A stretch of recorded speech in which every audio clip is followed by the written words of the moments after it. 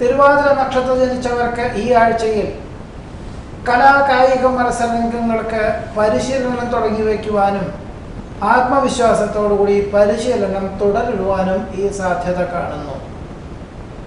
തൊഴിൽ മേഖലകളിൽ സമ്മർദ്ദവും യാത്രാക്ലേശവും വർദ്ധിക്കും. പല പ്രകാരത്തിലും ദേഹക്ഷീണം വർദ്ധിക്കുന്നതിനാൽ ആയുർവേദ ചികിത്സയോ പ്രകൃതി ജീവന ഔഷധ രീതിയോ അവലംബിക്കുവാനിടവരും. കൃത്യനിർവഹണത്തിൽ ലക്ഷ്യപ്രാപ്തി നേടുമെങ്കിലും സാമ്പത്തികമായ നേട്ടം കുറയും. ഔദ്യോഗിക തലത്തിൽ ചുമതലകൾ വർദ്ധിക്കുവാനിടയുണ്ട്. കുടുംബജീവിതത്തിൽ സ്വസ്ഥതയും സമാധാനവും കുറയുവാനാണ് യോഗം കാണുന്നത്. വീഴ്ചകളുണ്ടാവാതെ സൂക്ഷിക്കേണ്ടതാണ്. വരവും ചെലവും തുല്യമായിരിക്കും.